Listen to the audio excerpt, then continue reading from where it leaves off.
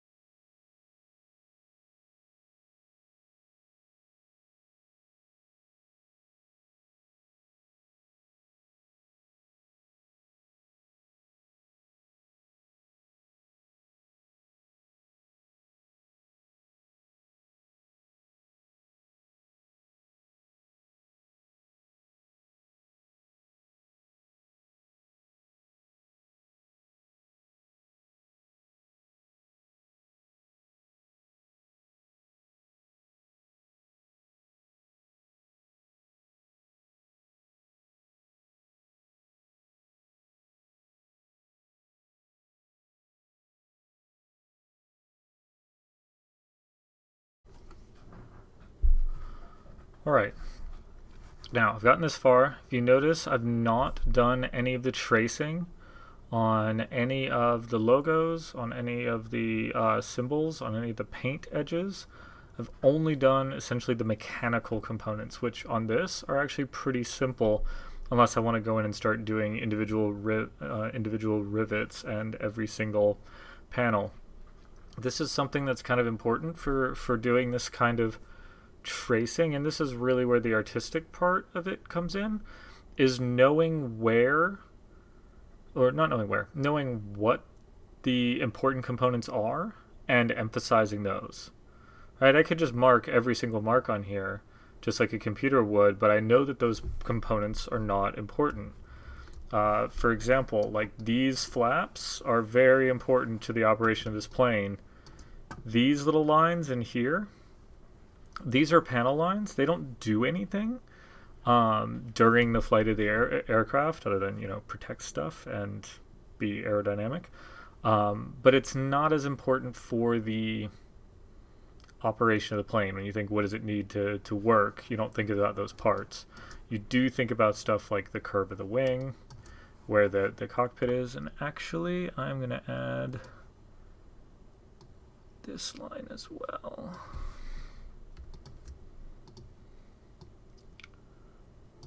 Just because that front bit looked a little bit naked. And this not being perfect, don't worry about it. You're not really going to notice. I mean, of course, the best you can do, but yeah, you're really, really not going to notice most of those. Yeah, I did not do any of these, so I can add them in later if I really want to, but otherwise, it's just all the mechanical components and nothing else. All right, I'm going to start shading now, and we're going to go back to quiet.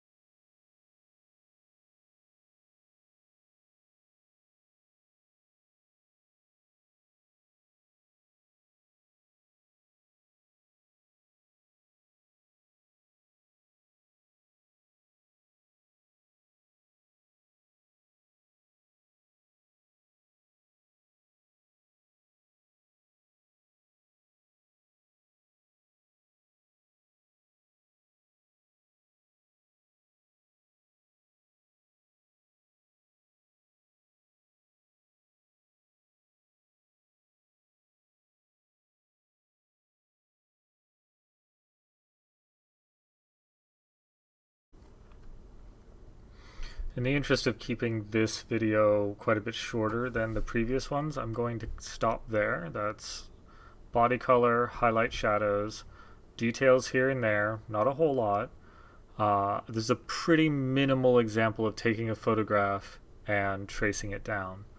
It gives you the colors, gives you some basic stuff. You can keep going with this forever. I also realized that a lot of my body shadows weren't quite sharp. It's probably a pretty overcast day when this was taken, so you're not going to get really strong shadows. Some things you will get really strong shadows and highlights. This does not, so I had to kind of bake some of them, which was fine. It came out all right. It looks a little swoopy and gleamy, but it'll do. And from this point, I want to show you a few more things. From here, we can make some really interesting art. Let me take away the background really quickly and actually give us a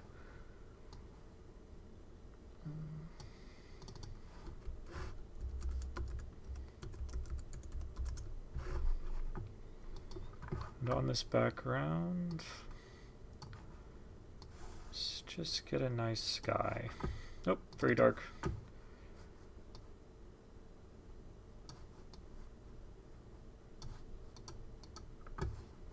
That's alarming. Oh, quite a bit better. A little green, but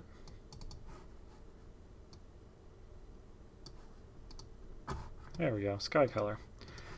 All right, lock that, leave it alone. Now, with this, we have our art, we have our trace, we have all of our individual sections, and if you notice this time, I named them by what they are. Not by what color they are, but by what part of the thing they actually are. This allows me to have a lot more freedom once I start messing around with things and once I start changing things. This gives me more playtime. So, once I have this, I want to show you a few things. One, there's a whole style of this where you actually don't need your trace at all. You can turn your trace, off, still get kind of an interesting piece of art. Little 60s, of course, with my swoopiness for this, but you can get kind of a neat piece of art with this. You can leave your trace on. You could, of course, go back to a simple trace. I could bump up all of these lines to be much thicker, get something else going on. You can also selectively remove any of these or selectively change any of these. Let's see, we could take our propellers.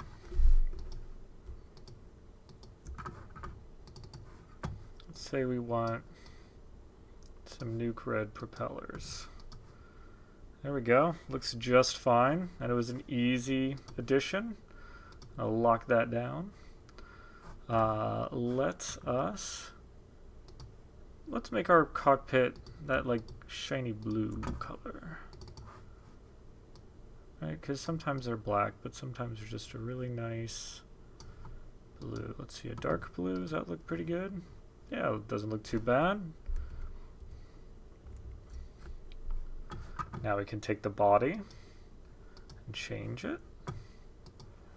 Let's see, we want our body color. What color do we want? I'm going to randomly pick a color on my desk. We are apparently going to have an orange.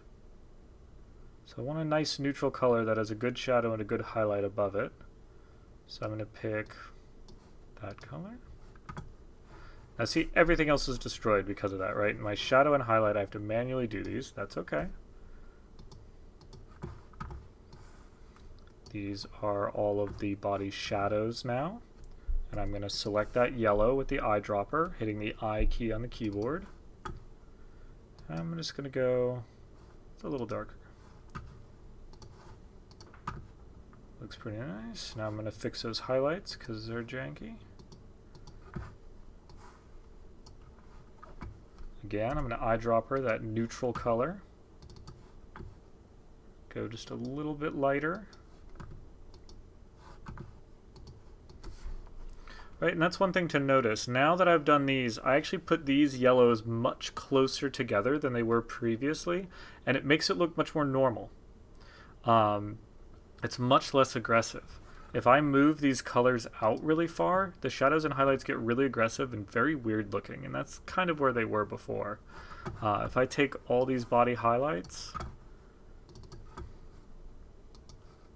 and I bump them, let's really bump them, and I take the shadows and shove them really dark, it stops looking real, right? It looks like those colors are painted on, not part of it. If I undo that, I get a very clean, there we go. I get a very clean transition from highlight to neutral to shadow. And actually, I could even probably bring these shadows up a little bit. These are probably a little bit dark.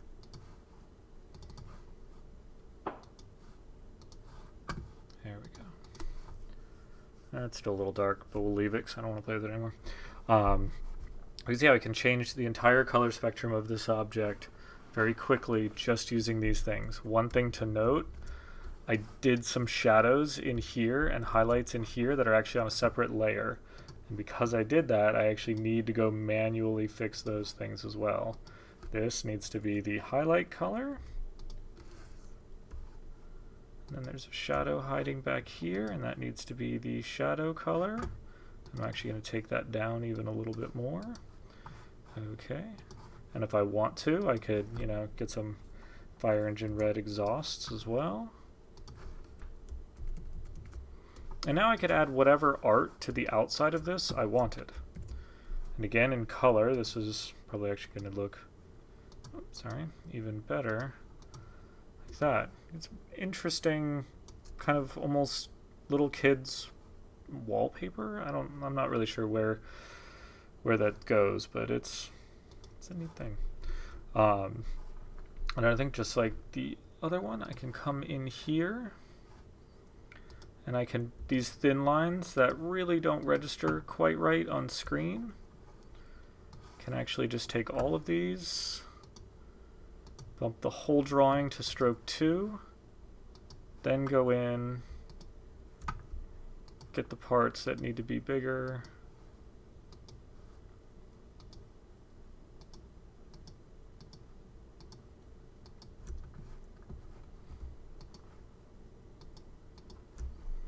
I'm going to bump those even a little bit more.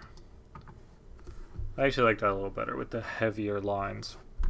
One thing we can also do here is if we don't want it to be quite so aggressive, we can change this color. And we can, let's say we want it to match the rest of our plane. I can eyedropper that, which is going to ruin it, right? We just did this, but I can flip it back. Of course, I just messed up all my strokes, but that's okay. I can do this, and I can darken this up, and we can stay within the same color palette. Bump these up to 2. Oh, no, definitely not that. Stop. And then I can come back in, grab these again. I just want to show you that it's just not that hard, and really, this is one of those things that practice helps so much. Just doing hours on hours on hours of this is what's going to make you good at it. Me just telling you how to do it ain't gonna help. You gotta actually do it. There we go. That's starting to get somewhere. Now I want to, of course, make it look good instead of all weird. For no apparent reason. Get these cockpit things. Let's see.